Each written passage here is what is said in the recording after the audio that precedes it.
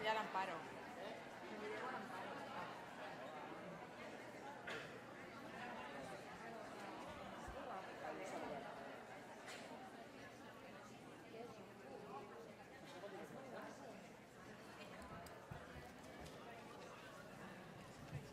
Bé,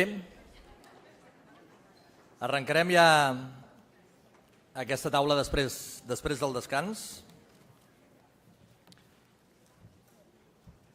Per nosaltres és un moment important, és un moment de celebració també en el fet de que després d'un any de feina doncs, avui es presenten part d'aquesta feina que fem, que és aquest informe i aquests resultats, i que d'alguna manera també ens donen ales per seguir treballant i saber el camí a vegades que hem de seguir a l'hora de realitzar intervencions, a l'hora de definir fulls de ruta i a l'hora de poder implementar activitats de transformació i de prevenció del que estem treballant. I en aquest sentit, a part de ser un moment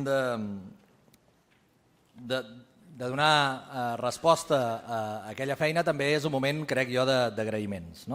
És un moment ràpid i no m'allargo gaire, que m'agradaria agrair a tot l'equip de Noctàmbules, en Pau Zabala, la Mireia Foradada, a l'Ivet Oriols, a l'Albert Espel, a la Florència Mans, al Pau Canals, al col·lectiu Punt 6, a les Coses de l'Ahir, a tots aquells que durant aquest any han estat col·laborant amb nosaltres i que d'alguna manera poc o molt han aportat en aquest projecte. També a Xavier Ferrer i a la Direcció Tècnica de Projectes i a tot el Departament de Prevenció de la Fundació, que creiem que entre totes doncs ho fem tot.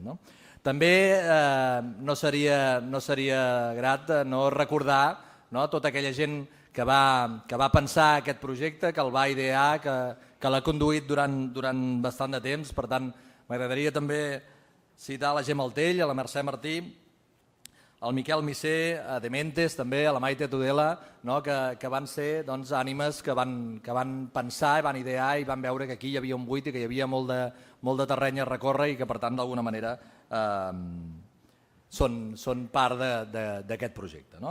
I per què no també els que al final ens donen suport econòmic i tècnic en aquesta situació, que és el Pla Nacional sobre Drogues, l'Agència de Salut Pública, la Subdirecció de Drogodependències i també la Diputació de Barcelona, entre altres coses, en cedir-nos aquest espai que li estem molt agraïdes.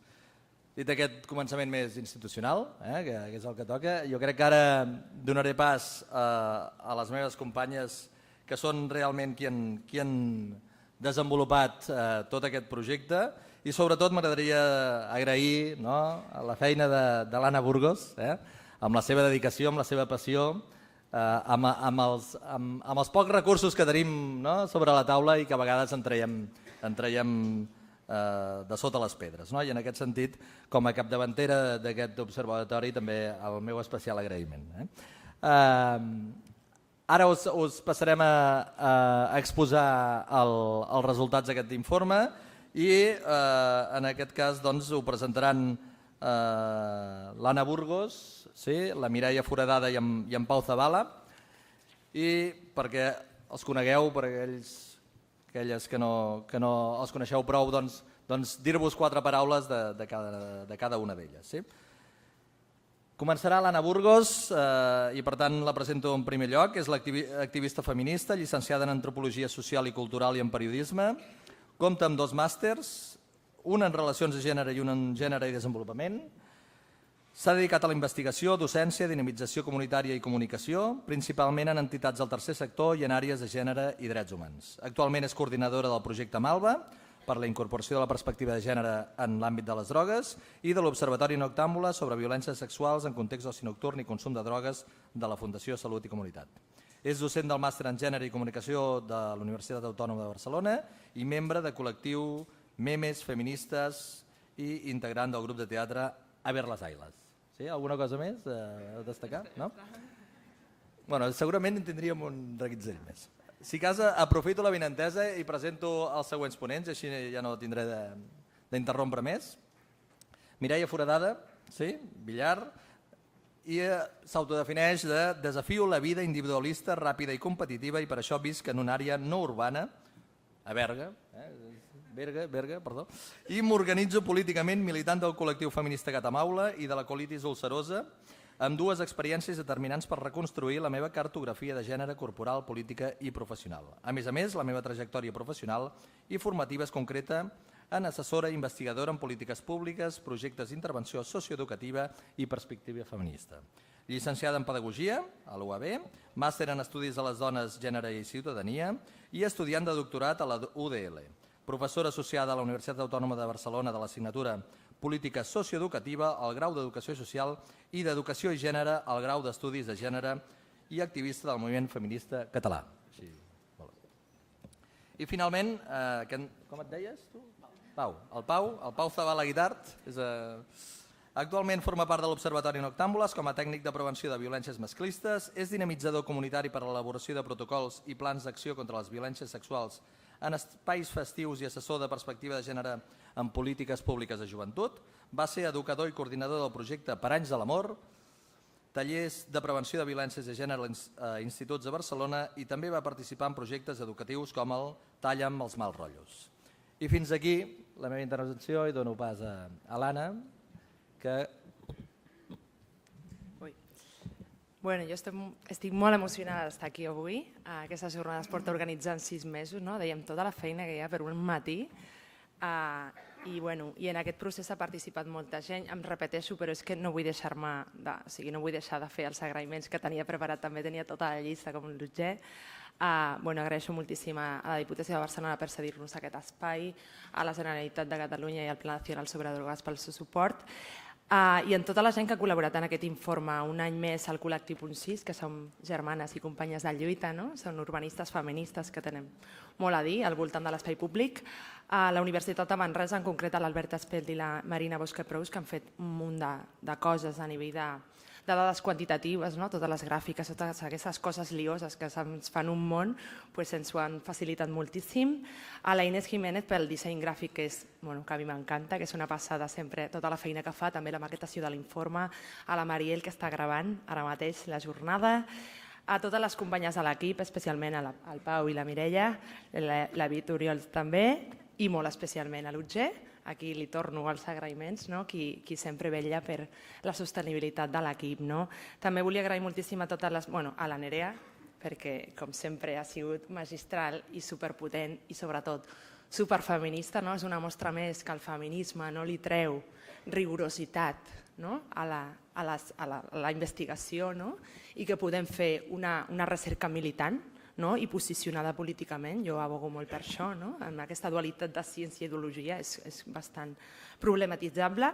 I amb tota la gent que participarà després, que per mi també és molt emocionant que estiguin aquí companyes com la Montse Pineda, la Montse Juan Pérez, la Raquel Gómez del CEJAS, el col·lectiu Bullanga Feminista de Vilanova i la Sònia Ricondo també, que presentarà l'estudi que s'està fent des de la Fundació al voltant de les violències sexuals.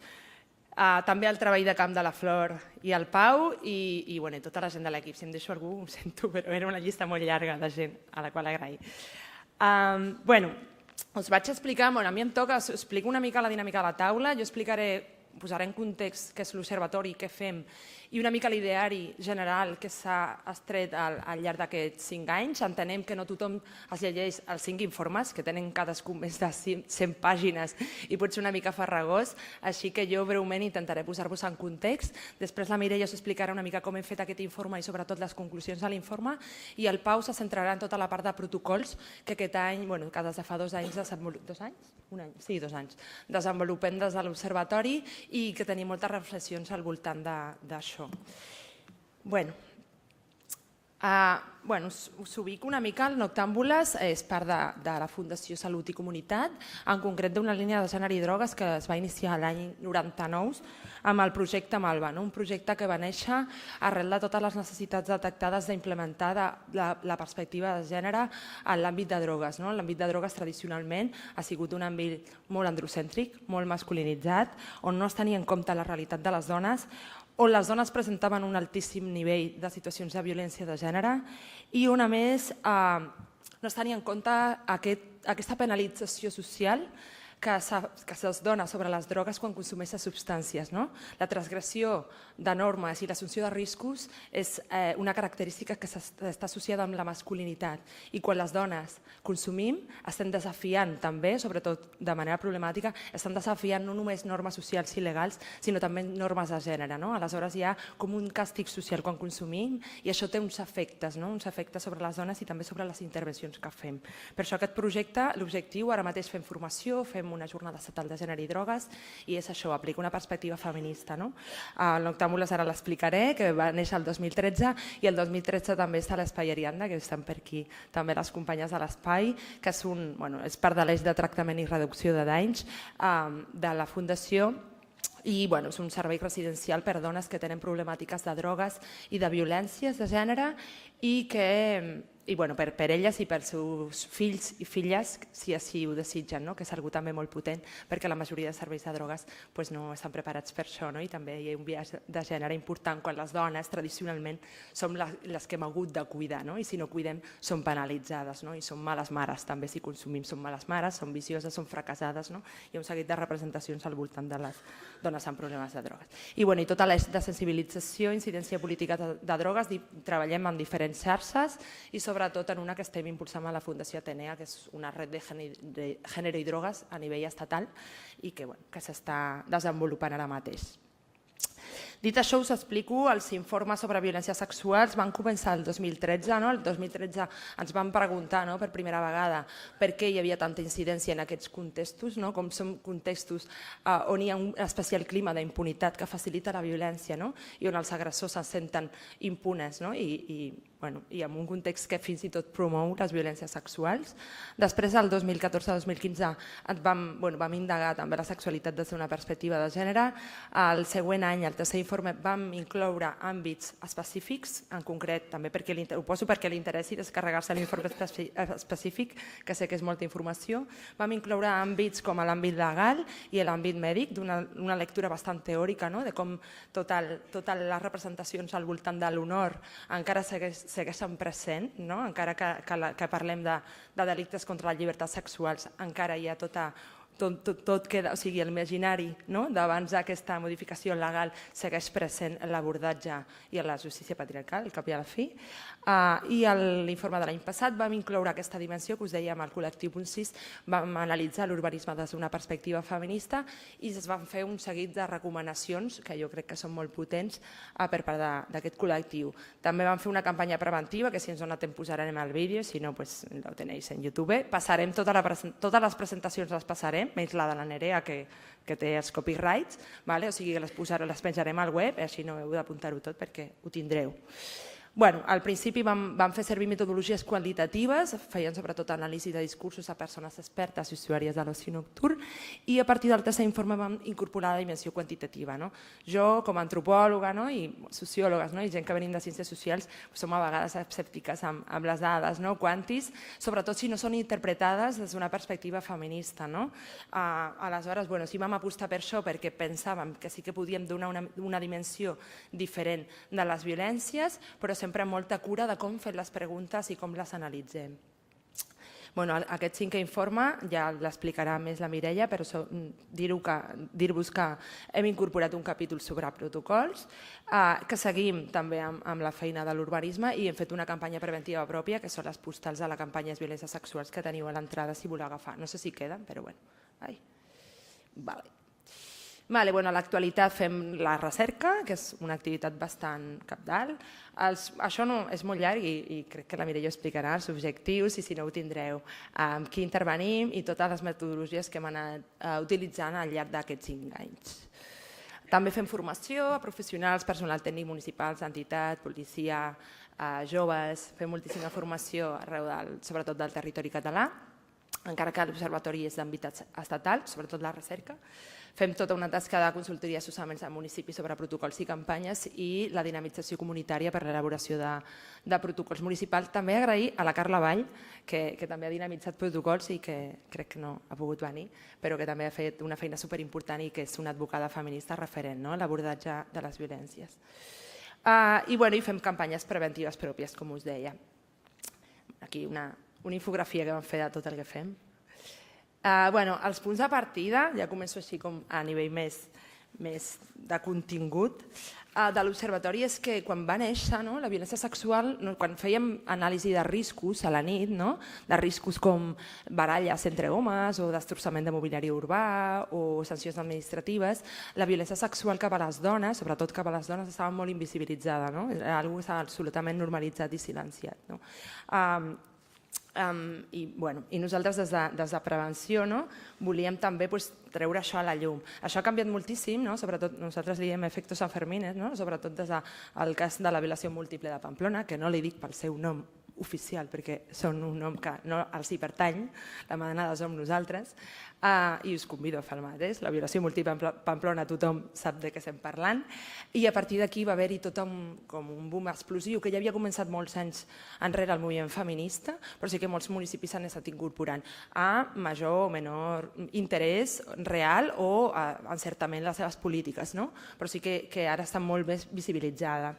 Un altre punt de partida és aquesta especificitat de l'àmbit de l'oci nocturn. És un àmbit on s'associa molt a la festa, s'associa a la sexualitat, si una festa acaba bé quan tenim sexe, la qual cosa està superbé, no volem tampoc caure en discursos moralistes i penalitzadores de la sexualitat, però sí és veritat que si estem educades en un context patriarcal absolutament desigual, això també tindrà conseqüències en com lliguem, com establim les nostres relacions quan sortim.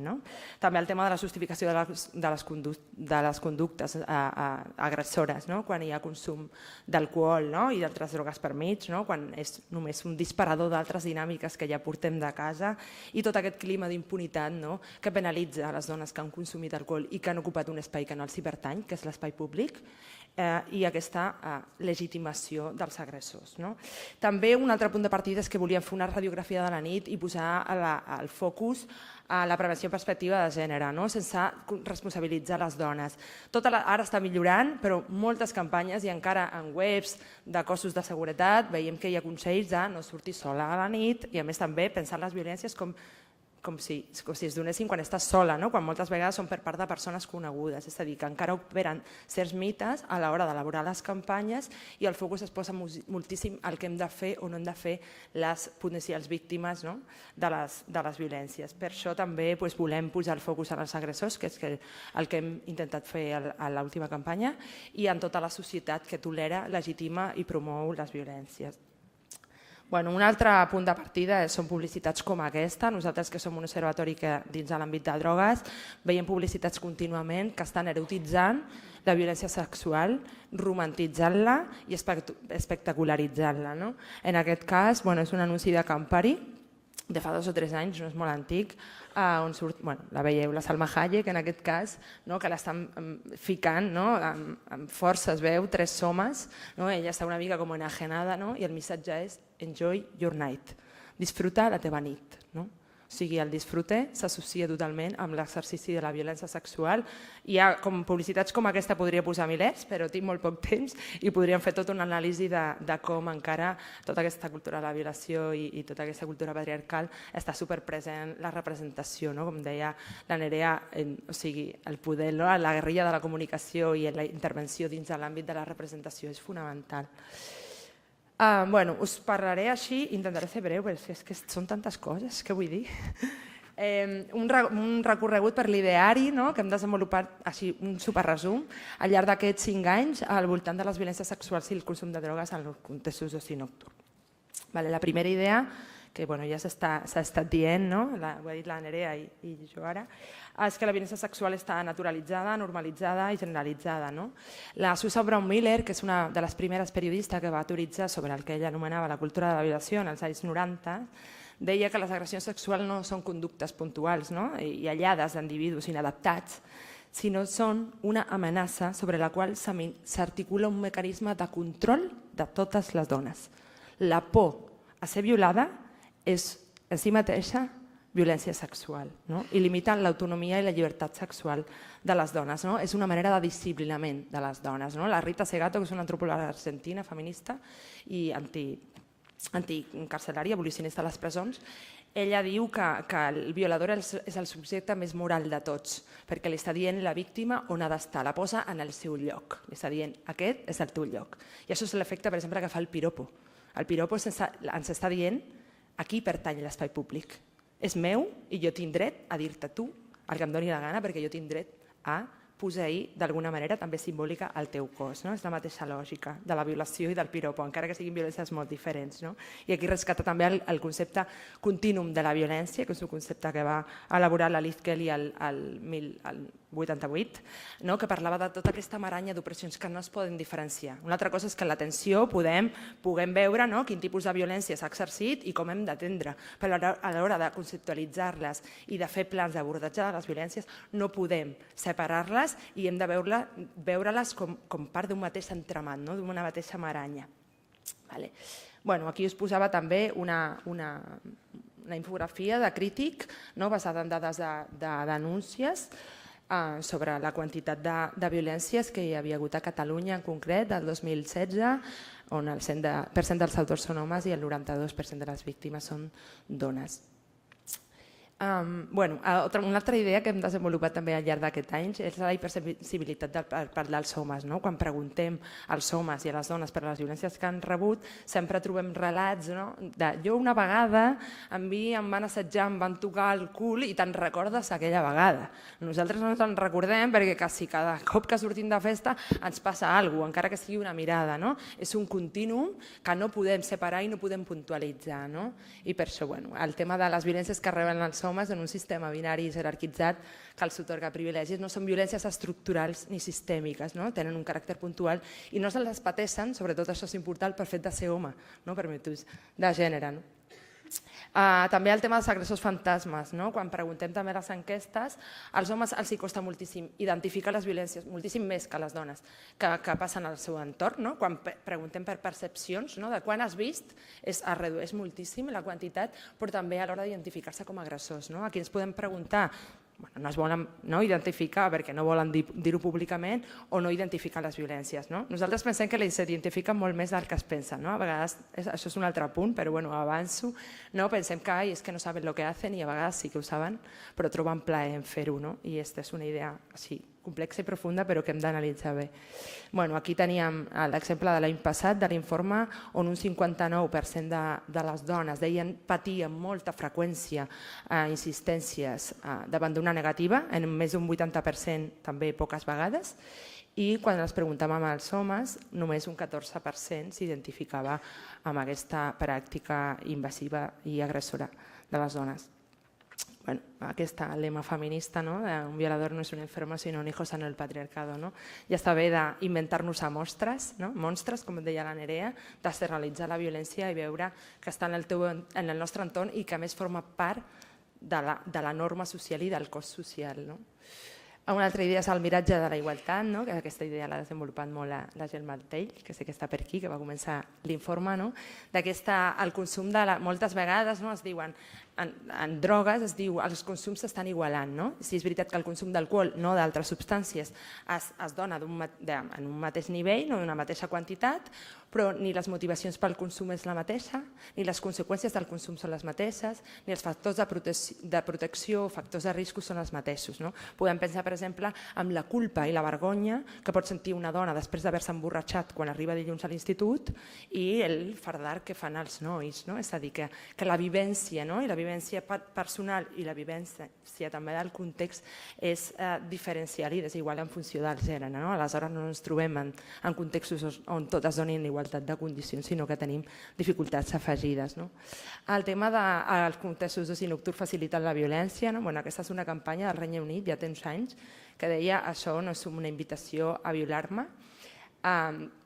I com són contextos on hi ha una impunitat, com deia abans, i on, perdoneu, que tinc aquí la xuleta, on hi ha un model també de ligoteo basat en l'amor Disney, que és bastant possessiu, i la violència masclista, i on també es dona molt més, d'una manera molt potent, l'efecte de la camaraderia, de la fràtria, que diuen certes autores. Aquest pacte intragènere entre homes per mantenir privilegis. Per això també en campanyes preventives hem d'incidir aquí. Els homes són també responsables de parar les violències que succeeixen al seu entorn, perquè aquesta fràtria i aquest pacte dificulta moltíssim la intervenció enfront a les violències. Mercantilització de la sexualització de les dones. Aquí tinc una imatge horrorosa, la poso superràpida perquè no vull que algú faci una foto, perquè és una campanya molt horrible, no la poso. Així, la llegeixo molt ràpid i passo. La mujer que no cuida su plátano, viene otra y se lo come. Bueno, la passo i la comento. Sí, ahir buscant com campanyes, aquesta superrecent, és de l'any passat, va ser molt criticada, però a mi deia, ostres, és que podria fer una tesi d'aquest missatge, no? O sigui, veig que hi ha un munt de mites. Primer el de la rivalitat entre dones, que encara seguim, és que les dones són pitjor entre elles quan hi ha unes xarxes de cura brutals. I quan a vegades rivalitzem entre nosaltres és que també el patriarcat és la seva estratègia, és dividir i venceràs, no? També el falocentrisme, no? El plàtano, en fi. Desculpar l'home quan no compleix el seu pacte de monogàmia, no se suposa que aquí hi ha un pacte de monogàmia heteronormativa, i la responsabilitat, la irrefrenabilitat sexual dels homes. Nosaltres hem de controlar si tenen o no sexe y ten contento a tu marido, o sea, como todo ese imaginario sigue superpresente. El tema també de la socialització de la sexualitat tabú heteronormativa i masclista. Veiem que a l'enquesta sobre percepció sexual de la violència sexual, que és a nivell de l'estat espanyol de l'any passat, quasi el 20% de les persones enquestades considera que un dels motius pels quals els homes agredeixen sexualment a les dones és aquesta incapacitat de controlar els seus impulsos.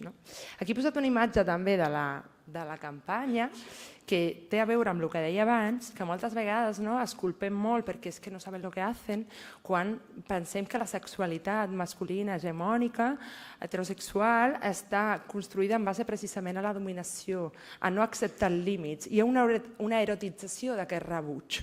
Moltes vegades aquestes frases que sentim de m'agraden més les dones que són difícils d'aconseguir, com si una dona fos un objecte de conquesta, però aquesta dificultat com me pone.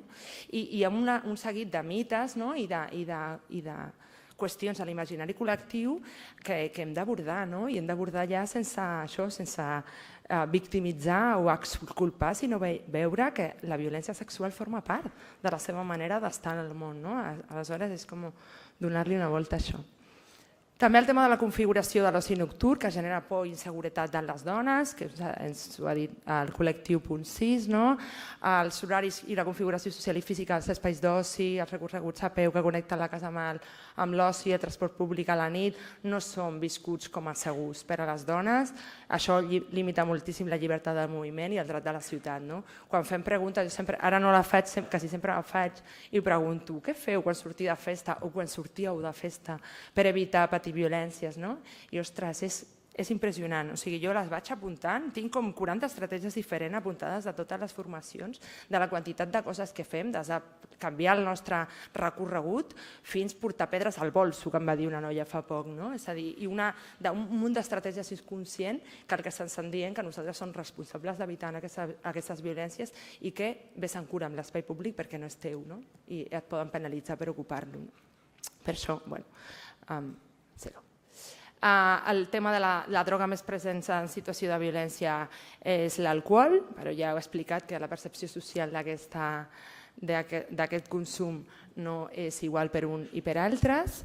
I també, aquí veiem, si us he portat talls de premsa de l'any passat, són bastant recents, que són encara titulars que estan associant aquest consum amb la violència sexual. Per exemple, aquest titular diu la policia creu que la noia presumptament violada a la discoteca Rasmatàs havia begut alcohol i fumat marihuana i per això els sospitosos se n'haurien aprofitat. I és com, ja el plantejament de la notícia s'havien aprofitat perquè podien i perquè som dones. I ja pot haver-hi un factor d'hipervulnerabilització de les dones que sigui el seu estat de no poder defensar-se o estar sota una situació de més descontrol o menys capacitat de reacció. També el tema, un altre, la menor violada en grupo pasaba a San Juan con sus amigas y se emborrachó. Es como, a ver, no sé, la menor violada del grupo pasaba a San Juan con sus amigas y se había comprado un móvil nuevo, és a dir, que té a veure una cosa amb l'altra, però encara estem relacionats al consum, als exercicis de la violència d'una manera directa. També, aquesta va ser una notícia sobre una enquesta de percepcions de violències sexuals que es va fer l'any passat, que deia que la meitat dels espanyols creu que l'alcohol és el causant d'una violació. Aquí també, el subtítol també era molt interessant perquè diu el 43% de los encuestados señala que si las mujeres no tienen la intención de mantener relaciones sexuales con un hombre no deberían coquetear con ellos. y se quedan tan anchos. En fi. Bueno, això ho estàvem dient, el consum culpabilitza les dones però legitima i desresponsabilitza els homes. No? Això és un meme que vaig fer, que estava amb la Nerea, fem una xerrada al Feminista al dia a Donosti i vaig fer tota una xerrada basada en memes feministes perquè m'encanta, no? I era aquest, no? A ell estava borratxo, no sabia el que feia i ella, això et passa per veure, tu has buscat, no? L'efecte d'atenuant també a nivell legal, no? Que és algú que les juristes feministes estan lluitant des de fa temps per erradicar-ho. No? Qualsevol delicte, si has begut, és un agreujant. Si tens un accident de cotxe i has begut, és un agreujant. És a dir, que s'està conceptualitzant d'una manera esculpabilitzadora i per les dones culpabilitzadora. Bueno, aquí van fer una postal, no? Que deia, tio, la borratxera no t'esculpa, tia, la borratxera no et culpa. Després, el tema de aquest tema és molt llarg també d'explicar, però intentaré reduir-lo, la sobredimensió mediàtica de les situacions de submissió química premeditades. No? Nosaltres, com som un observatori de drogues, sempre ens preguntem per això. No? I és, per què hi ha tant interès en això? No? Quan no hi ha hagut mai un interès ni per la desigualtat de gènere ni pel masclisme, no? I de cop i volta tothom s'interessa per aquestes violències, no? Que encara que són superimportants i supergreus, són minoritàries en relació a altres tipus de violència. No? Primer que encara opera el mite de l'agressor malvat, cruel, que premedita els seus actes, que abans era el Jack el Destripador i ara és el violador que te pone burundanga, no? o GHB, no? A la beguda. No? Aquest mite respon més, no? a aquesta violència pensada de manera hegemònica. També hi ha un tema interessant, que és que sembla que les dones són més víctimes quan estan intoxicades contra la seva voluntat. No? És a dir, si una dona ha consumit voluntàriament, doncs una mica s'ho ha buscat, no? Però bueno, si l'han drogada, pobreta, no? I ella és una verdadera víctima. No? Estàvem parlant abans del cas de la Laura Luelmo, no? Com ella, i que també té molt a veure les representacions mediàtiques amb coses que tu has posat, Nerea, que l'altre dia hi havia un titular amb la Carla Iball, van fer una formació i van buscar notícies i era la sonrisa d'un àngel. O sigui, la sonrisa d'un àngel. Era una dona que no s'ho mereixia del tot, perquè era guapa, és fort, però és així, encara també operen els estereotips de bellesa, acabava de ser professora, i bueno, no s'havia emborratxat. Sortia a córrer, que ho va fer una mica malament, perquè va sortir a l'espai públic sense anar acompanyada. Però sí que hi ha hagut aquest rebuig social perquè encaixa molt més amb aquesta visió estereotipada de la violència que es dona a vegades, però que no és majoritària. No? També el tema de, quan diem xacra social, deixem de dir xacra social. L'Observatori Origen sobre els mitjans de comunicació diu les informacions sobre feminicidis o agressions sexuals tenen un caràcter sobretot incidental. No se l'explica per què s'ha arribat a produir, és a dir, els falta context, i les peces, a part d'incidentals, són poc o gens preventives, o de vegades, si ho són, responsabilitzen l'agredida per no haver pres mesures de seguretat. No és una xacra, és una expressió flagrant i evident de les desigualtats de gènere i del masclisme i l'heteropatriarcat. Aquí veiem una notícia també de l'any passat sobre l'assassí de Diana Kerr, que encara perpetua aquesta visió. El chicle, las 3 vidas del monstruo, el pringao del cole, el delator y el asesino de Diana. Otra vez del monstruo, com la campanya a Sevilla, va haver-hi una campanya l'any passat també molt qüestionada pel moviment feminista i antiespecista, perquè la campanya eren homes que portaven caretes d'animals, un babós, una babosa, un aguilucho, diferents caretes, i el lema era no siguis animal. Clar, el moviment antiespecista va dir, perdona, però els animals no violen, i el moviment feminista va dir, a més, els homes no són, o sigui, els agressors no són animals, no són mostres, no són estrangers, no són gent d'altres classes socials, són homes del nostre entorn i formen part de l'absoluta normalitat de la vida. Aquí també el punt victimista del pringao del cole, pobrecito que sufrió bullying, entonces lo tiene que sacar por algún lado, com hi ha també implícita tota aquesta justificació. Ja estic acabant. Com vaig de temps? Fatal, no? Vale, ja està.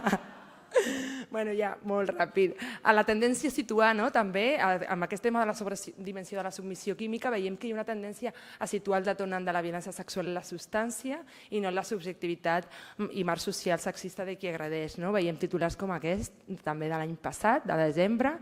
Tercera víctima de la burundanga. És com, a veure, jo no soy víctima de la burundanga. Yo soy víctima de la violación y soy víctima de un agresor. Quan, jo què sé, si diem, si et violen i et clauen una navalla, no som les víctimes de la navalla, La navalla per si sola no fa res, però encara amb aquest tema seguim situant moltíssim, a part criminalitzant totalment l'ús de substàncies i posant el focus a aquesta substància. El tema del consentiment és molt llarg, però és un concepte problemàtic sobre el qual cal aprofundir. Des de fa la Montse riu, és molt llarg. Nosaltres també amb la Montse Pineda i altres pensadores i activistes feministes estem qüestionant molt el lema no és no, que si bé ha sigut un lema que ha servit moltíssim per visibilitzar les violències, és un lema que es queda molt curt, perquè sembla que si no s'expressa una negativa, les dones estem així per defecte a disposició dels homes per realitzar qualsevol tipus de pràctiques sexuals, també és perquè es posen el focus un altre cop en nosaltres, en dir que no, i això després té conseqüències no només a nivell social sinó a nivell legal. Estem veient sentències horroroses, que perquè no hem dit que no amb la boca o no hem dit que no amb el cos, com la de Lleida, de fa poc, que ella havia dit que no, però com el seu cos guaret de mig no estava dient que no, en el fons no es va resistir. També aquesta idea tan patriarcal de resistència. Sembla que hi ha resistència quan hi ha un rebuig físic, quan moltes vegades desenvolupem un munt d'estratègies de resistència que tenen a veure amb milions de coses. Tot això que dèiem abans també és resistència. També la dificultat de les estigmes que travessen les dones i la sexualitat, quan les dones facin el que facin seran penalitzades per exercir lliurement la seva sexualitat. Si diem que no som estretes i aquest estigma segueix molt present i dificulta molt el dir que no i el dir que sí lliurement, escalfapolles, si dius que sí però després no, o només si ets simpàtica, i l'estigma de puta, que segueix superpresent en sexualitats no normatives o promíscues o obertes, i moltes vegades les situacions en què la por impedeix el no. Ningú no diria en la situació d'un robatori és que va posar la navalla aquí i és que no vas dir que no, en el fons volies que es robessin, seria bastant impensable.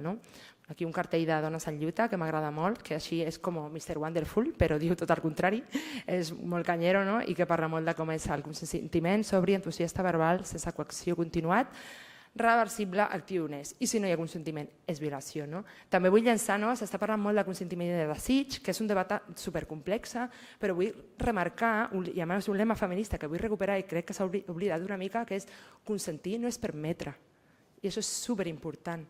El permetre un acte de violència sexual en un moment donat perquè hi ha una relació de poder molt forta amb un jefe, perquè hi ha una situació on tens por, no és consentir una relació sexual.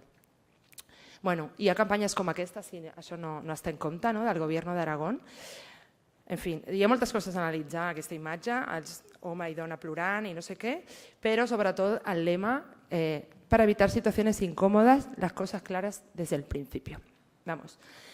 No seas calientapolles que després te passa el que te passa. O sigui que al final la campanya està dient, està portant una idea molt així. Aquesta és una campanya de 2014 i notícies com aquestes, una pena d'agressió sexual és rebaixada perquè la víctima va fer teatre a l'escola. Es diu que com ella havia fet cursos de teatre a l'escola, a més, no era ni actriu, ella tenia capacitat de mentir, de dramatitzar el seu testimoni. O sea, hasta ese nivelazo de enrevesamiento llegamos. Això va ser el novembre de l'any passat, no estem parlant dels anys 90, que a vegades això ja no és així, és superpresent. I acabo. I hem fet 2 campanyes, no pongo el vídeo, us les baixeu d'internet, estan disponibles per tothom, per tots els municipis, entitats, moviments feministes que les vulgui utilitzar, si és que us agrada. La primera, sobretot, per trencar aquesta complicitat i aquesta fratria masculina que es manté bastant dura, sobretot quan els agressors són col·legues, això ho estem veient als moviments socials, també, que hi ha una fratria que qüestiona a les víctimes quan l'agressor és un col·lega que és guai i a més és anarquista, doncs hay que darle 3 vueltas. També tot el debat, que si voleu, en el torn de preguntes no ho resoldrem, però hi ha un debat sobre la taula que és el punitivisme, no punitivisme, tot el tema que tenim aquí, que és un temazo, però que crec que també hem d'abordar des del moviment feminista i tots els ens responsables de la detecció i la intervenció front a aquestes violències. L'any passat vam fer aquest vídeo, també us animem, és adreçat a joves, així molt senzillet, amb mites de la violència, que ens ho va fer la cooperativa de tècniques, també agrair-nos la seva feina, la cooperativa feminista. Animem també a treballar amb feministes si volem fer polítiques feministes. Per nosaltres ens va superbé perquè als cartells no hi ha imatges estereotipades, o sigui, és un placer i un gustazo, i a més en àrees tan masculinitzades com l'audiovisual també. I volia acabar amb aquesta campanya que va fer un col·lectiu francès, Le Connage, que diu una frase que per mi és molt potent, que és: la violación tiene que ver con la violencia, no con el sexo. Si te golpearan con una pala, no lo llamarías jardinería. Moltes gràcies.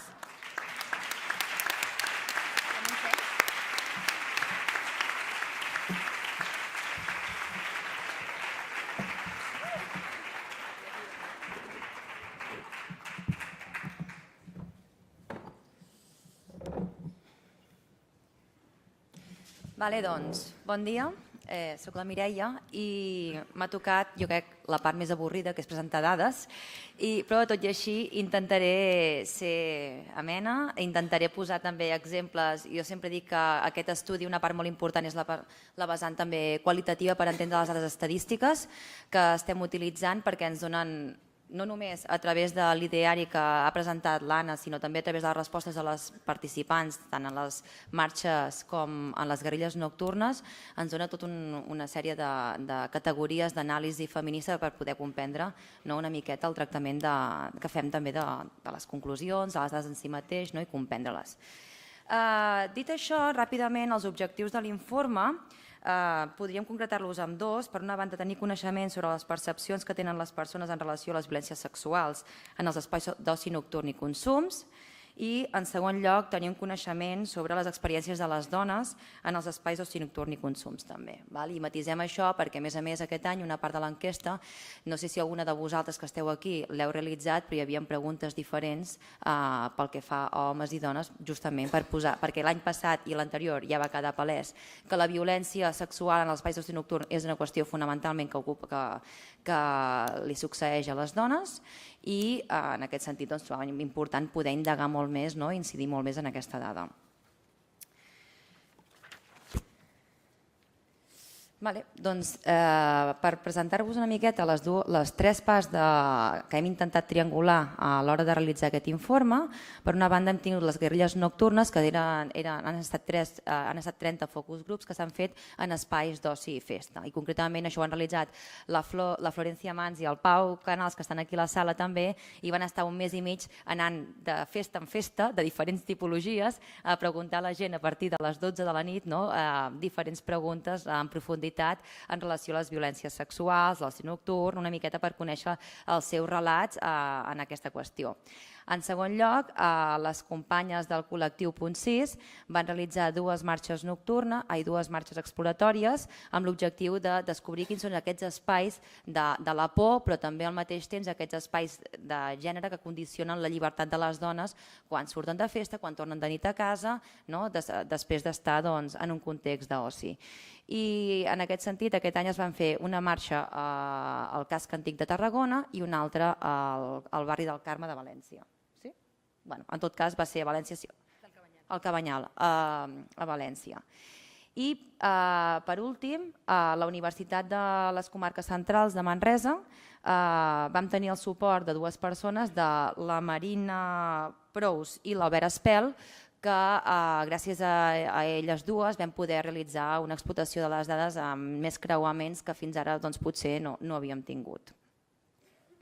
Començo a presentar les dades. Abans de tot, en relació a l'enquesta, el que volia dir és que aquesta enquesta és una enquesta que es respon de manera individual, que s'ha fet online i, per tant, en aquest sentit ens presentava algunes limitacions com a estudi. Per tant, la voluntat d'aquest estudi a nivell quantitatiu és fer una aproximació, és tenir una descripció de la realitat de forma estadística, però que, òbviament, el que no pretenem és generalitzar les dades. De fet, una de les primeres coses que ens trobem a nivell de mostreig és el percentatge d'homes, dones i persones de gènere no definit, que en aquest sentit sí que van voler identificar d'un principi a l'hora de respondre a l'enquesta, però que després ens trobem, per exemple, que tenim un 1% de les persones de gènere no definit que amb aquest percentatge no podíem inferir per poder treure conclusions d'alguna manera.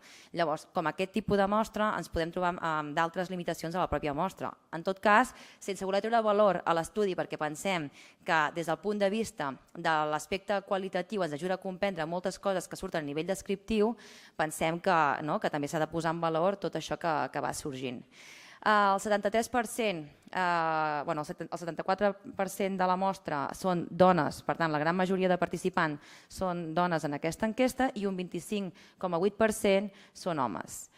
Així, per sobre, us comento també que vam voler veure les diferències que hi havia de percepció a les violències sexuals entre les persones que provenien de nuclis grans, de més de 20.000 habitants, i també de nuclis petits. Una mica per també veure aquest mite sobre no és que les violències sexuals passen molt més en els nuclis grans, no és que les violències sexuals passen molt més en els nuclis petits. Llavors, ja podreu consultar l'informe i no entro en aquesta d'ara mateix perquè no tenim temps, ja veureu que no hi ha diferència en relació a les percepcions que tenen persones d'uns nuclis o d'uns altres. És a dir, la percepció pel que fa a les violències sexuals en aquest tipus d'espais és la mateixa, és molt semblant en persones d'un nucli gran o d'un nucli petit.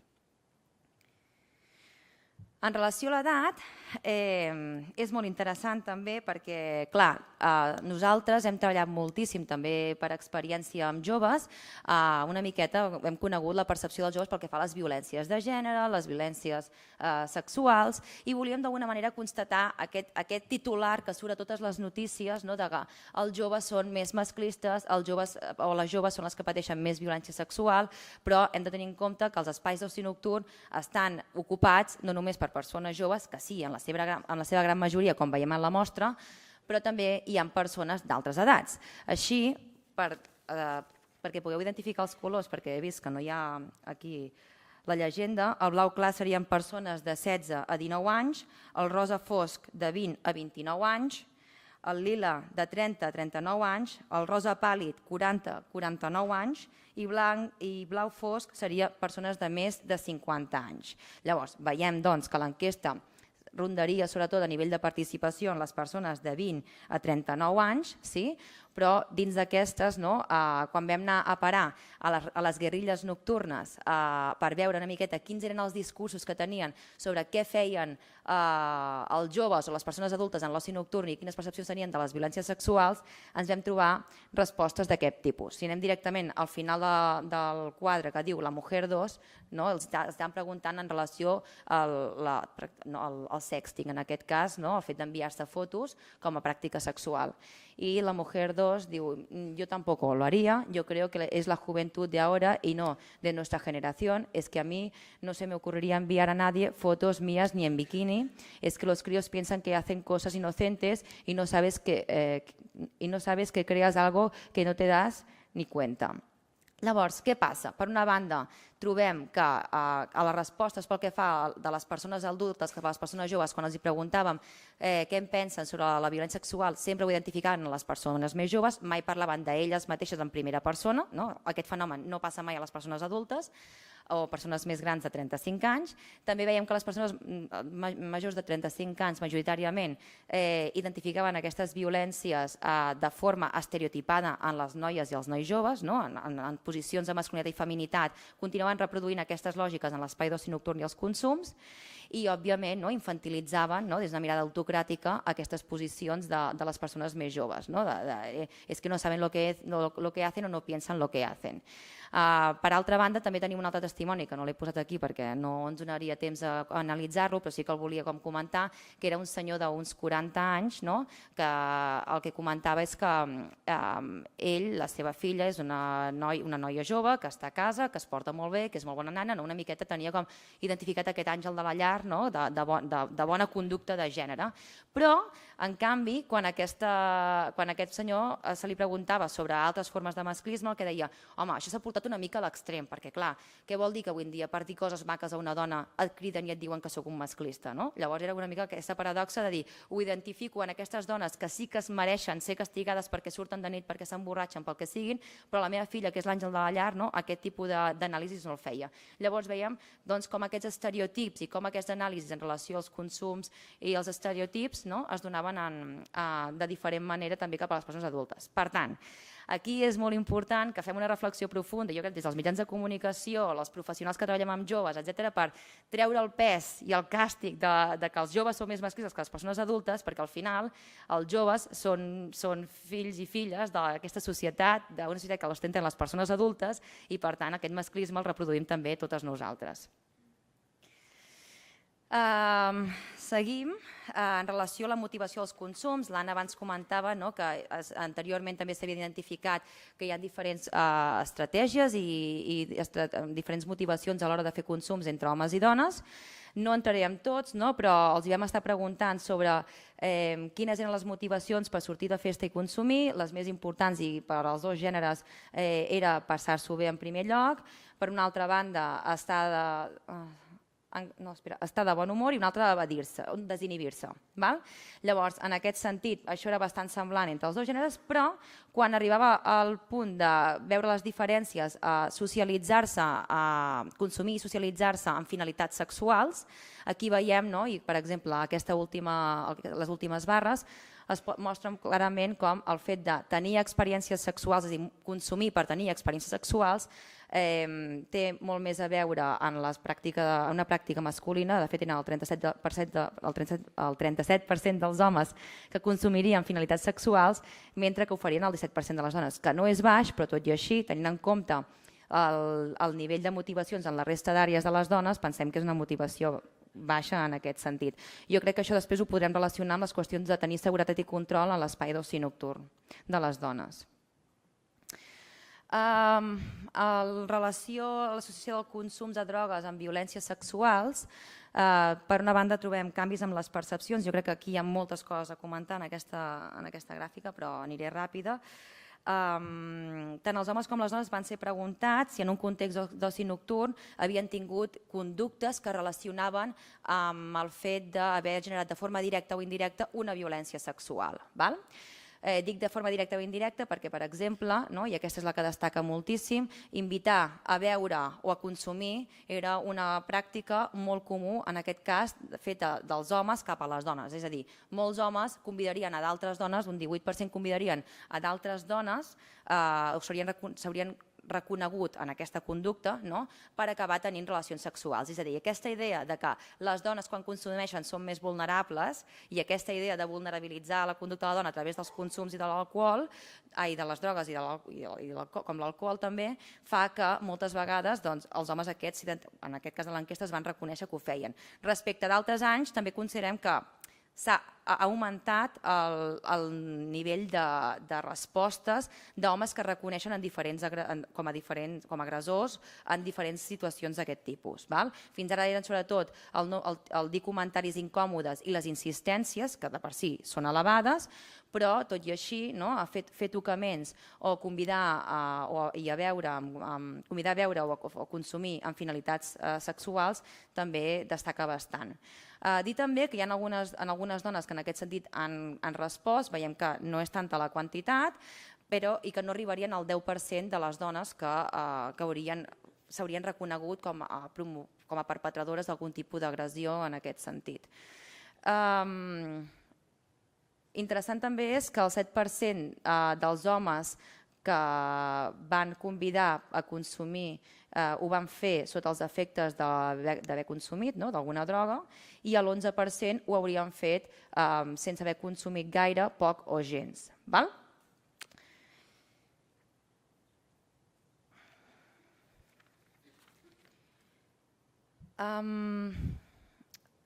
Les dones se'ls va preguntar quins eren els consums que més realitzaven o quins eren els tipus de consums que més realitzaven quan sortien de festa.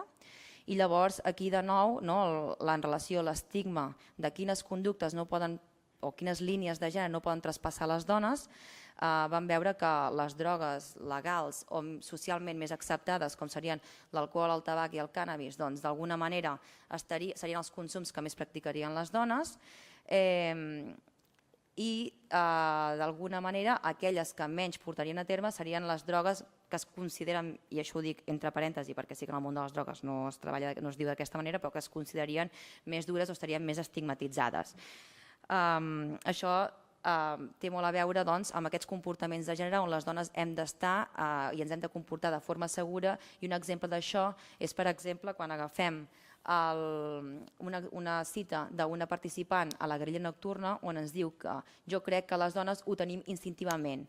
vés amb cura. Aquesta idea del vés amb cura perquè no et passi res, d'alguna manera ens està constantment condicionant a que nosaltres no passem aquests límits que ens poden portar a ser agredides sexualment. Llavors hi ha constantment unes pautes, una domesticació que abans parlava també la Nerea, sobre els nostres cossos quan sortim de festa per prevenir que ens passin aquestes situacions.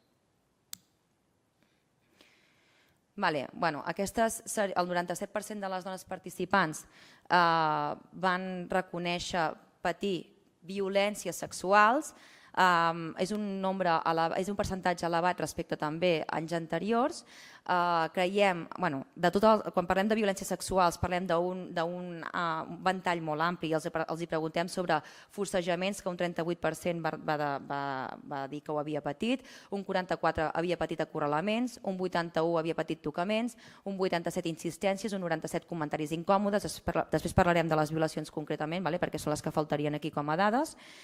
I pensem, a més, que això es deu, i ara vaig ràpid, es deu a que les dones, arrel del moviment feminista, arrel de les diferents campanyes del moviment feminista, dels punts liles, etc., que han anat sorgint, han anat com adquirint noves eines analítiques per reconèixer la violència en si mateixes. En general veurem, i després també la violació, però jo crec que és important entendre el marc de violències sexuals en el que estem treballant, que les dones cada vegada més estan identificant aquestes violències en els seus cossos. I jo crec que això també són aspectes que hem de posar en valor de com comencem a desenvolupar noves eines per nosaltres també protegir-nos i identificar o denunciar aquestes violències. Aquesta dada en concret sobre que hi ha més violacions sense força que amb força, una miqueta també seguint en la línia argumental anterior de que les dones, la majoria de violacions que pateixen no és aquest violador monstruós que tenim en aquests imaginaris socials en relació a la violació, sinó que en general una de cada 5 dones hauria patit una violència sexual sense poder determinar, i això és una limitació també del propi estudi, si això ha sigut en el 2018 o en general al llarg de la seva vida, però que sí, per exemple, és bastant suggerent d'aquestes dades, és que si ens fixem en les freqüències, siempre, muy a menudo i algunes veces, veiem que en els dos casos hi ha dones que ho han patit amb freqüència, en aquestes freqüències. Llavors, jo crec que ara un dels reptes que se'ns planteja com a futur és veure, les dones estem patint de forma reiterada aquestes violències, inclús la pròpia violació, si és així, ho estem veient en les altres violències, ens va sortir, però és una dada que cal indagar ara molt més per veure una miqueta quin efecte té això i com s'hauria de treballar tot això, perquè clar, estem parlant de que les violències s'estan convertint en una cosa reiterada en la vida de les dones. Que estan convertint, no, que són un aspecte reiterat en la vida de les dones. Vam preguntar a les dones, des de la percepció seva, dones que havien patit aquest ventall de violències sexuals, en quin estat es trobaven quan havien patit la violència.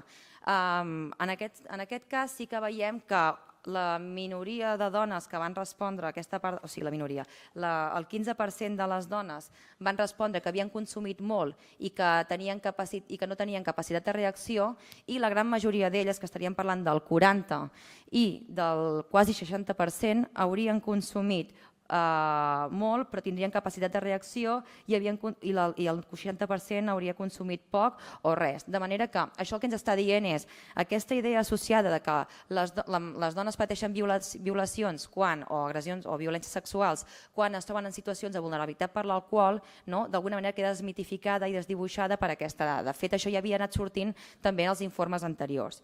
I el mateix amb el cas de quan se'ls pregunta en quin estat es trobava l'home que les va agredir des de la seva percepció. I ens trobem, sí que és veritat, que gairebé un quasi 40% de les dones diuen que els homes havien consumit molt, però també ens trobem un 70% que diu que l'home havia consumit poc o res. Per tant, l'alcohol no mediatitzava o les drogues no mediatitzaven la seva conducta des de la seva percepció. Des del punt de vista de la percepció de seguretat, el que sí que vam veure, i això agafo directament els resultats també que va fer Punt 6, és que la diversitat de públics, d'activitats i entitats en els espais d'oci nocturn fan que les dones se sentin molt segures. Per tant, aquests espais on no es caracteritzaven perquè hi hagués molta diversitat d'activitats, de públics i d'entitats o espais que generessin condicions de seguretat en aquests espais, baixava aquesta percepció de seguretat.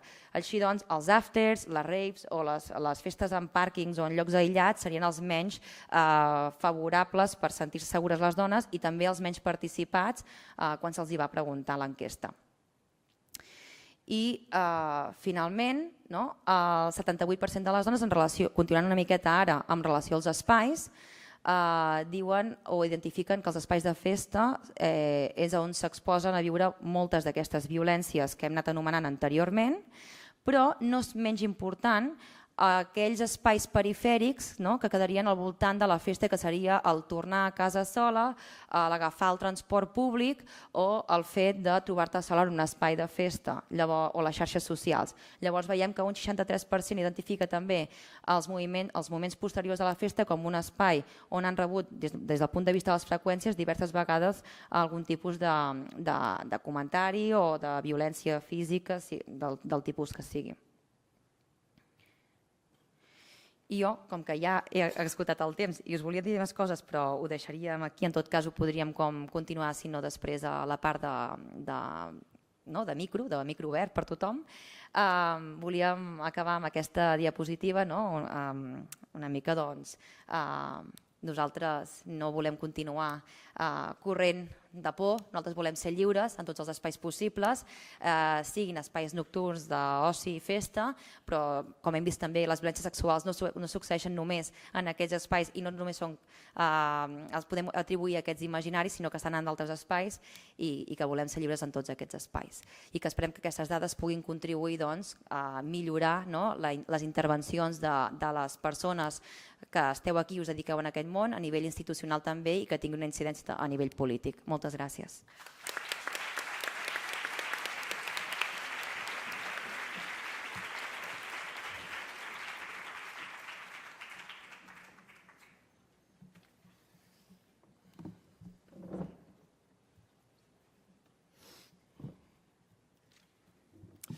Bé, em toca a mi. Què tal? Bon dia. Com esteu? Esteu cansades? Teniu ganes de més? Sí. Ahora voy a hablar de los protocolos, que es un tema muy divertido. No, és divertit. Bé, en primer lloc, agrair-vos que estigueu tots i totes aquí. Estic molt content perquè avui no hem de fer la xerrada darrere d'una foto del rei, davant d'una foto del rei. L'any passat vam fer la presentació de l'informe a Madrid i vam fer tota aquesta jornada amb una foto del rei al darrere. I bueno, ha sigut una mica... És una mica estrany, no? No perquè fos Madrid, Madrid, muerte. Vale. És que tinc poc temps i no tindré temps de fer de dir tantes tonteries. Intentaré ser seriós, d'acord? Bueno, primer de tot agraïments, com us he dit. Voldria agrair especialment a tots els col·lectius feministes, moviments autogestionats, que són qui va començar a parlar de protocols, qui va començar a fer les campanyes. Sense ells i elles no hauríem pogut fer tot això, sobretot sense elles. També vull agrair especialment a totes les tècniques que estan treballant a tots els municipis, a totes les mancomunitats, a tots els consells comarcals, que són les que estan allà al peu del canó, intentant, moltes vegades en condicions bastant precàries, tirar endavant polítiques que de vegades van a bon lloc i altres vegades desapareixen. En especial també totes les que han col·laborat en l'elaboració del protocol, que algunes d'elles estan aquí. També agrair a l'Observatori Noctàmbula, sobretot a l'Anna, a l'Otger, a la Mireia, a tota la gent que ha estat col·laborant. Avui a la Carla Vall, que no ha pogut ser-hi. També agrair a la Ivet, que és qui també ha fet aquest apartat de l'informe conjuntament amb mi. I res, doncs sense més preàmbuls, simplement jo crec que quan es parla de protocols moltes vegades tothom diu protocols, però tampoc s'acaba d'entendre ben bé què és. Els més coneguts, com bé sabreu, venen dels moviments autogestionats feministes, com hem dit, és el del Poble Sec feminista. També hi ha un altre que he conegut més a Gràcia. I aleshores què passa? Que tot això va haver-hi una època que ja es va veure de les administracions que era un tema primordial, era un tema important començar a incidir en actuar a les festes majors, a les festes populars, i aleshores els que van començar a dissenyar i implementar protocols més des de l'administració van ser a Pamplona, a Donosti, Després tenim barreges entre entitats i ajuntaments, com pot ser el que estava passant a Tarragona, d'un espai gestionat per entitats que feien el seu protocol i aleshores intentaven interrelacionar amb una campanya més municipal que era de l'Ajuntament. Després s'han elaborat protocols des de l'Ajuntament de Barcelona com els locals d'oci i el No Callem. Tot això més o menys suposo que us sona, la Barcelona antimasclista, hi ha alguns que han tingut el seu propi circuit i altres que simplement han fet campanya. Simplement tot això és perquè veieu que hi havia tot un batibull de quantitat de coses que s'estaven fent, però potser el que faltava una mica és ordenar-ho, intentar elaborar un procés que nosaltres intentem promoure que sigui el màxim comunitari possible per endreçar tot això i fer uns protocols que al final quedessin ben endreçadets i fossin el més efectius. Perquè es feu una idea així ràpidament, aquí simplement el motiu una mica d'aquesta petita ponència és explicar quines valoracions nosaltres fem després d'haver fet aquests processos amb metodologies participatives als diferents municipis. Això és perquè us poseu una mica en context.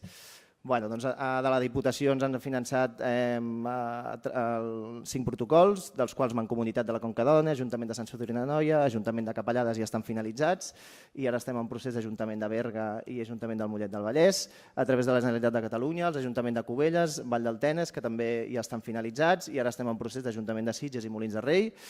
I finalment hi ha hagut ajuntaments que ells pròpiament han demanat aquest recurs tècnic, concretament el de Viladecans, és el que estem elaborant amb més profunditat i més temps, i després estem fent assessoraments a Sant Cugat, a Targa i ara estem començant a Tarragona també. Aquí també és perquè us fa una idea de la complexitat de que cada lloc és molt diferent. O sigui, hi ha llocs on hi ha grans urbanitzacions i altres llocs on hi ha un centre de municipi amb moltes entitats i molta tradició de festes populars, i altres llocs que hi ha municipis de 80.000 habitants i altres llocs que són municipis de 7.000 habitants. Aleshores, no és una tarea fàcil de fer. Aleshores, tot això, unes grans conclusions que hem extret, ja ho vam començar a detectar durant la primera fase dels processos, és que sí que veiem molt primordial que per començar a fer un protocol hi ha com uns principals ingredients o uns principis fonamentals que hem de tenir presents perquè després aquest protocol sigui efectiu. I el més important, nosaltres pensem, que és que hi hagi interès per part dels 3 àmbits més importants, que és l'àmbit polític, l'àmbit tècnic i l'àmbit de moviments o de població o d'entitats que formen part d'aquell territori. Si no existeix un interès compartit de que això hi ha una necessitat aquí i que s'ha de fer algun tipus de cosa, difícilment podrem promoure uns protocols que promoguin la corresponsabilitat i que promoguin que això és un problema sistèmic, que és un problema social, que és un problema que implica tots i totes i que hem d'intentar, entre tots i totes, combatir-ho. Aleshores, difícilment podrem aconseguir-ho si entre aquests 3 no hi ha aquest interès. És millor que hi hagi interès, encara que hi hagi pique entre aquests 3, sí, perquè, com bé sabeu, en els municipis normalment a tot arreu hi ha bastanta conflictivitat, sobretot de les entitats o dels moviments socials amb la part política. És millor que hi hagi aquest interès compartit i aleshores nosaltres ja intentarem veure com ho fem, que no pas que no existeixi cap interès o que només hi existeixi interès per una de les parts. Després també és molt important aquesta primera fase que ens trobem amb tots aquests 3 agents, intentar entendre per què volen aquest protocol, quins interessos hi ha, què ha passat, i després també poder elaborar un mínim mapa d'actors de com estan les relacions en aquell municipi, quins tipus de regidories hi ha, de quins partits polítics són, qui està a l'oposició, quins moviments socials tenen, intentar entendre una mica quines són les dinàmiques concretes d'aquell territori. Així de metodologia molt ràpid, treballem amb 3 grups de treball, això en l'apartat de l'informe ja ho podreu llegir una mica més detalladament. Aquests 3 grups de treball són semblants a dels 3 àmbits. Hi ha una comissió política que es reuneix al principi i al final, que al principi és per explicar-li tot el procés i els compromisos que haurà d'arribar, i després a la part final és quan els diem que han de donar resposta i han de validar tot aquest procés que s'hagi fet durant els 8-10 mesos. Això, perquè es fa una idea, dura entre 8 i 10 mesos. Després hi ha el grup motor, que és on hi ha tota la part tècnica, i després hi ha la comissió participativa, que és on intentem on emanin moltes de les propostes que després intentarem el màxim possible que es puguin dur a terme. Intentem integrar des d'una perspectiva feminista, donant referencialitat a les dones i no només amb el com en fem les coses, ara us explicaré millor si no, durant el procés en les valoracions. Després oferim tallers de ioga, no és broma, fem... Una de les grans coses és que em va semblar molt divertit aquest dibuix, perquè ens hem d'adaptar i flexibilitzar-nos a la realitat de cada territori. Aleshores hi haurà llocs que potser haurem de fer 2 reunions i altres llocs que haurem de fer 4. Hi haurà llocs on, per exemple, el grup motor sí que intentarem implicar regidories i altres llocs on les regidories millor que no hi siguin. No? Aleshores, que sapigueu que és molt important, de vegades es diu molt ràpid, no, sí, adaptar, bueno, doncs sí, t'has d'adaptar a lo que hi ha. No? Després que utilitzem metodologies participatives en totes les activitats que nosaltres realitzem, ja siguin les formacions, ja siguin en els grups motors, ja siguin... Valents. Aleshores, ja arribant a les valoracions, que potser pot ser el més interessant, no? I on podem treure més xitxa. Com a punts forts de tot aquest procés, una de les coses que hem detectat i que pensem que és molt bo, és que simplement amb el procés ja són moments de sensibilització i de començar a parlar d'aquesta temàtica amb diferents actors, amb diferents agents, en diferents àmbits polítics. No? O sigui, simplement que hi hagi un procés on s'hagin de sentar en una taula a diferents àmbits de l'Ajuntament ja és algo positivo. No? I que després moltes vegades diem, no, vamos a hacer formaciones. No, formaciones de 2 horas no se hacen, son talleres de sensibilización de 2 horas y intentemos hacer lo que podemos. I el que fem és barallar-nos bastant. No?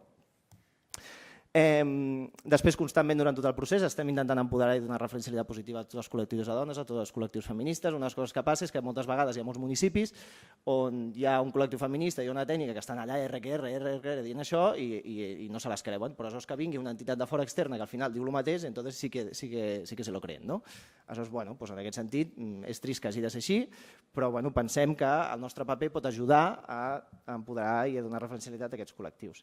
Generar amb el d'abans relacionat és que de vegades no és només de col·lectius feministes, sinó que intentem empoderar les mateixes entitats que organitzen les festes. Hi ha molts espais que, per exemple, potser no estrictament hi ha col·lectiu feminista, però et pots trobar un CAU, et pots trobar un esplai, et pots trobar grups de joves que sí que estan molt implicades, hi ha un grup de dones allà, un grup de noies que estan superactivistes en aquest tema, doncs simplement aconseguir generar aquest espai i que puguin participar-hi ja és un punt molt a favor. Una altra cosa que també pensem que és una fortalesa és que nosaltres com a entitat no som una consultoria de polítiques públiques que tant pot fer urbanisme com pot fer una altra cosa, sinó que som una entitat que intentem especialitzar-nos en temes de gènere. Això pensem que és un punt a favor perquè moltes vegades nosaltres donem molta importància des de quina mirada estem treballant les violències de gènere i li donem molt èmfasi en transmetre els límits i les potencialitats d'una perspectiva feminista. I hi ha tota una part formativa sempre i encara que us sembli que això pot semblar molt lògic, doncs de vegades no ho és tant. De vegades hi ha molts entorns on intenten fer campanyes o protocols feministes, però com que no tenen l'acompanyament d'una entitat que tingui experiència sobre tot això, de vegades fan algunes coses una mica rares. Després que el mateix procés ja va interpel·lant a tots els altres àmbits de l'Ajuntament, o sigui, potser comencem només amb igualtat i comencem amb cultura, si hi ha sort, perquè en cultura de vegades costa implicar-los, però després a través del procés es va implicar en urbanisme, es va implicar en serveis jurídics, es va implicar en joventut, el mateix procés ja ajuda a que hi hagi aquesta transversalitat. Creació de noves figures, doncs, com moltes coneixereu, hi ha tot el tema dels punts liles, tot el tema d'agents detectors, tot el tema de fer formacions a equips d'intervenció i cura, que en alguns llocs ho deien així. S'està generant tota una sèrie d'agents que pensem que poden ser molt positius per començar a endreçar tot això i que es generin figures que tinguin una formació i que tinguin una importància en la implementació d'aquests protocols. Després, el de l'onada mediàtica ja en parlarem després també, així ràpidament, però que hem d'intentar utilitzar estratègicament aquesta onada mediàtica. Hi ha moltes vegades que en la finalització de tot un procés, quan fem la trobada amb els polítics i polítiques, doncs clar, si 2 mesos abans està venint tot el follon de la manada, que no és la manada, que la manada somos nosotras, no, perdó. Doncs serà molt més fàcil intentar convèncer-los. Problemàtiques. Falta de perspectiva de gènere, jo crec que no cal que me n'extengui. En general, a tota la societat i a l'administració hi ha una gran falta de perspectiva de gènere. Hi ha un complex d'entramats de serveis d'atenció.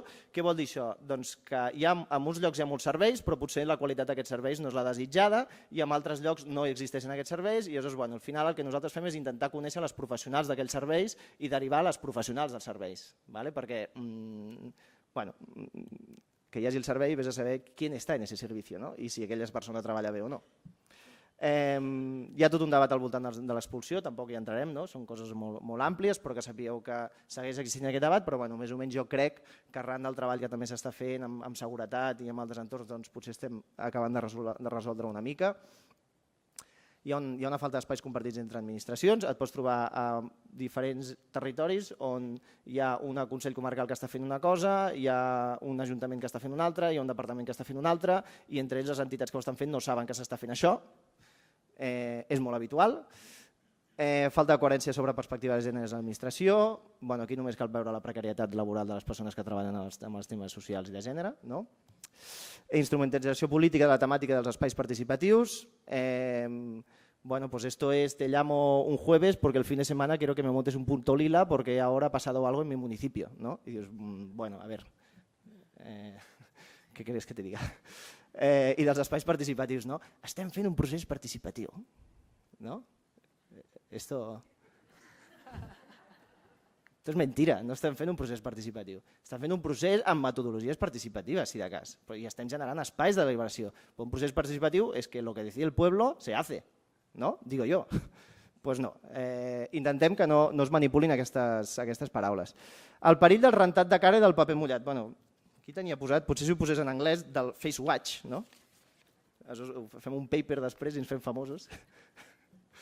No, simplement és que, com bé sabeu, al llarg de la història hi ha hagut molts plans d'igualtat que han acabat amb calaixos, i que serveixen una mica per complir el d'això, però després no es fa per res. Aquí estic fent les bromes amb el del mainstream i aquestes coses que si dius paraules en anglès sembla que sigui més guai. És un dels grans perills que ens hem de trobar que aquests protocols no acabin sent paper mullat. Estamos de acuerdo. El programa d'atenció a persones menors, que sapigueu també una de les grans coses que ens trobem, un dels grans perfils, i a més també nosaltres amb l'experiència de treballar als instituts, un perfil molt habitual, és una noia menor d'edat que ve després d'un taller o després d'alguna cosa que hagi passat, ve a demanar-te ajuda perquè després d'un taller ha vist que està en una situació xunga, ve a demanar-te ajuda però vol confidencialitat. En el moment en què tu li dius que no hi ha un servei que amb confidencialitat l'atengui, doncs esta xica desaparece. I això és un greu problema que ens estem trobant des de ja fa temps. A nivell de Barcelona més o menys està resolt, a nivell de Gene no està resolt. És un dels temes també que estem intentant posar sobre la taula que es resolguin. Aspectes a millorar. Nosaltres intentem fer-ho, però evidentment la mirada interseccional, també no ho estendré. Donar més rigorositat a aquesta primera fase de saber quins són els motius i per què uns municipis volen fer el protocol o no. Millorar la incorporació de les mirades LGTBIQ+, ho estem intentant, però en els espais, en els municipis on no hi ha col·lectiu específic és difícil saber les seves problemàtiques concretes i que les puguem plasmar en el protocol, implicar més activament els locals d'oci nocturn. Els resultats finals, hi ha una campanya comunicativa, hi ha diferents resultats, però sí que sempre acaba quedant una campanya comunicativa. Aquesta, per exemple, és la de la Mancomunitat de la Conca d'Òdena, que avui, per exemple, està per aquí la Mireia, que és les que ho hem fet. Normalment fem un missatge central i després fem tot de missatges específics per temàtiques o per espais. En funció de tot el procés i les coses que hem detectat, per exemple, de tornada a casa no vull ser valenta, vull ser lliure, l'alcohol no justifica cap agressió, estàs veient o patint algun tipus d'agressió, demana l'ajuda, la diversitat de preferències sexuals és benvinguda en aquesta festa, actua davant el masclisme a les teves amistats. Tot això, si voleu, també és fàcil trobar-ho. I res, ja per acabar, les formacions als tallers, fem espais, també proposem temes de programació, principis passos a seguir, hi ha tot un circuit, generem un grup de seguiment, és important que quedi una cosa que vagi fent avaluant i fent el seguiment del protocol, i tot un seguit de recursos. I he anat molt ràpid, em sap molt greu, i simplement dir-vos, volia acabar també amb aquesta frase, no basta con los protocolos, els protocolos són un recurs tècnic, és una eina que pot ser de molta qualitat i pot estar molt bé, però esto no va acabar con el patriarcado, pot ser un punt de partida i que la lucha està en les calles.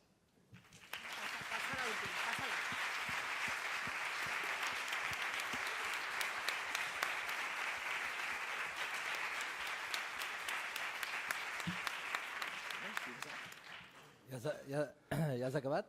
Sí. Alguna brometa més? No? En tenia més preparades, però no... Demano perdó per tots aquells que s'han sentit ofesos. Preguntes? No tenim molta estona, per tant, aquelles que vulguin fer, que aixequin immediatament la mà. Sí? La primera pregunta sempre costa molt, passem a la segona, sisplau. Allà, gràcies. Sempre funciona, Trencarem una mica el gel. En primer lloc, moltes gràcies, m'ha agradat molt. Penso que esteu fent una molt bona feina i una feina capdavantera. I les meves felicitats a vosaltres i a la Fundació Salut i Comunitat. I jo el que us volia preguntar era una qüestió tècnica, que penso que és delicada i que depèn, com vosaltres mateixos heu dit, depèn de com ho preguntis, et pot sortir una cosa o una altra. Quan preguntàveu sobre la violació amb força o sense força, com ho veu preguntar? Eren comentaris que us van fer elles o com ho veu preguntar vosaltres això? Perquè tots sabem que això de diferenciar força amb sense força no és tan fàcil d'identificar. Sí, aquesta és una reflexió que va sortir l'any passat precisament quan vam dissenyar l'enquesta. Tenim una imatge serotipada i mitificada de la violació que no correspon a les pràctiques reals i pensàvem que havíem de diferenciar. I quan fèiem entrevistes qualitatives, moltes noies deien, què és això? És com sense força. O sigui, nosaltres sí que pensem que no hi ha violació sense violència, com aquest concepte també d'abús que ara s'està problematitzant moltíssim, com pot haver-hi una agressió sense violència ni intimidació. Si estàs adormida, encara que no hi hagi força, hi ha violència, però pot no haver-hi força física.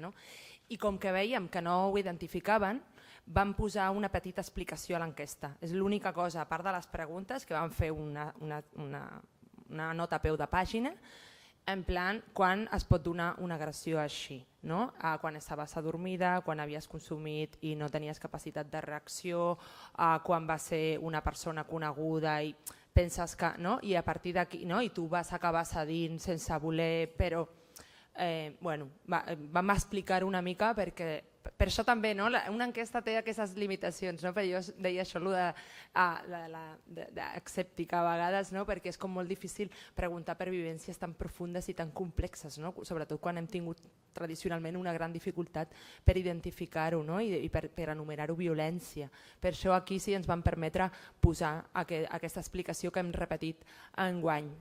I de tota manera totes les dades quanti es complementen molt amb tot el discurs quali. Pensem que l'enquesta per si mateixa es queda molt coixa i per això fem l'anàlisi de discurs i aquí parlem amb els joves, les joves i acaben identificant algunes violències que no pensaven que ho eren. De fet us ha donat resultat perquè surt un 60 versus 40. Per tant, vol dir que fer aquesta distinció amb una explicació ha sigut molt útil. Sí, perquè si no pensen això, en la violació, quan diem violació, el primer que et ve al cap i no és la realitat. Una segona i última pregunta, perquè ens sap greu, anem molt malament de temps.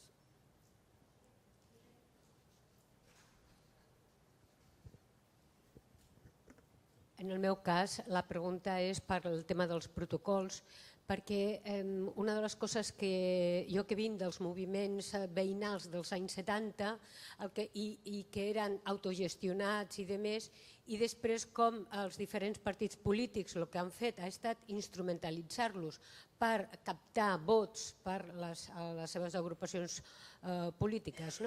I en el tema dels protocols també, jo la pregunta que faig en concret és, en realitat la base, és a dir, la gent que estigui sensibilitzada i preocupada i amb ganes de fer coses amb això, és la base. Sense això és que sembla que no hi ha res. Ho dic per prioritzar protocols amb la institució que després queda descafeinat, com dic jo, o comptar amb aquesta base encara que no tingui el suport de la institució. A veure, això que hi ha llocs que sí que és molt la base, la que està sensibilitzada i té ganes de fer-ho, però hi ha molts altres llocs que és més la part tècnica o fins i tot la part política abans que la base. Aquí també és intentar implicar a les bases, però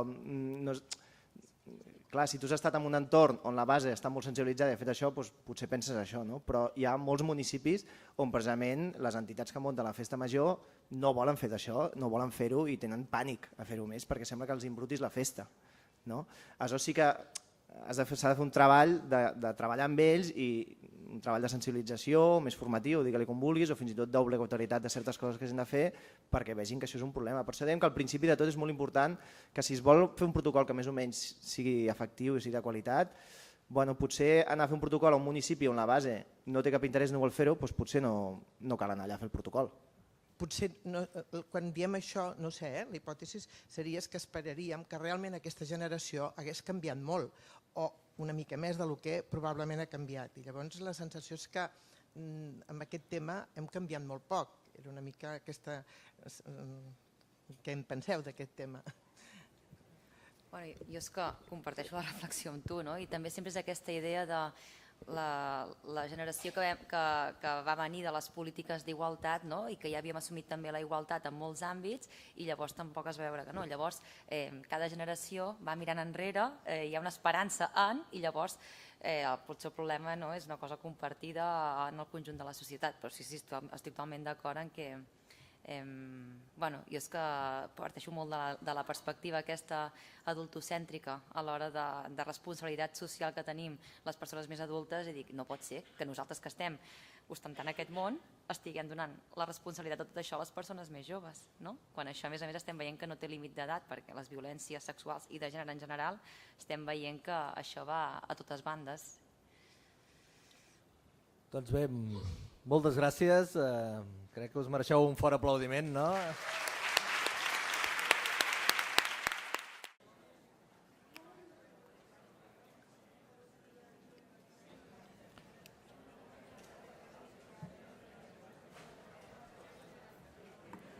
Sí, tant. Doncs vinga.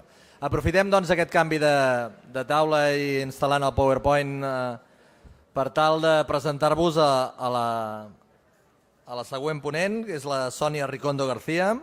La Sònia és advocada penalista especialitzada en violències masclistes, exerceix únicament com a acusació particular en processos de violència vers les dones i els infants, també assessora en matèria de violència masclista a l'Espai pels Drets de Cada Dona i altres espais similars, responsable de l'àrea de violència masclista a l'Associació Dones Juristes i investigadora principal de l'informe en què presentarem a continuació aquest informe que ella mateixa jo crec que val la pena que et presentis en aquests moments. Ui, està engegat, no, això?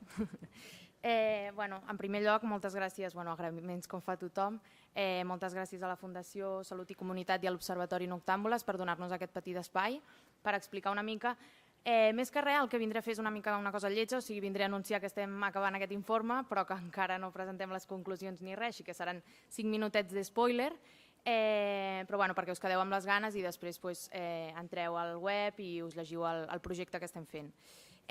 Una mica, en primer lloc això, agrair a la Fundació Salut i Comunitat i a l'Ajuntament de Barcelona, que ha sigut qui ha finançat també aquest projecte, a la Marta Álvarez i a la Cristina Guerrero, que han sigut les coordinadores del projecte amb mi, i a totes les participants de l'estudi, sobretot a les dones i a les noies que han participat com a testimonis i que han explicat des de la seva experiència el seu pas pels recursos en matèria de violència sexual. Llavors, el projecte que buscàvem fer nosaltres... tampoc us el presentaré, però el projecte que buscàvem fer nosaltres era agrupar dos objectius. En primer lloc, l'estudi de recursos assistencials que hi ha només a la ciutat de Barcelona, entenent recursos assistencials tant en l'àmbit municipal com entitats o fundacions que puguin fer aquesta tasca i des de tots els àmbits, és a dir, des de l'àmbit psicològic, jurídic, institucional, com mèdic o legal.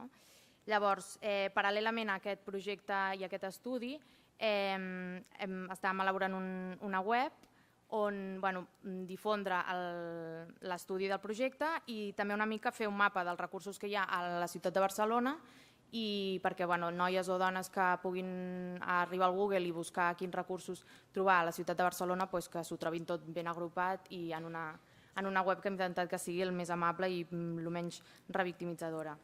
Llavors, una mica era l'estudi de què passa després de les violències sexuals i què es troben les dones i les noies a la ciutat de Barcelona quan necessitin suport del tipus que sigui.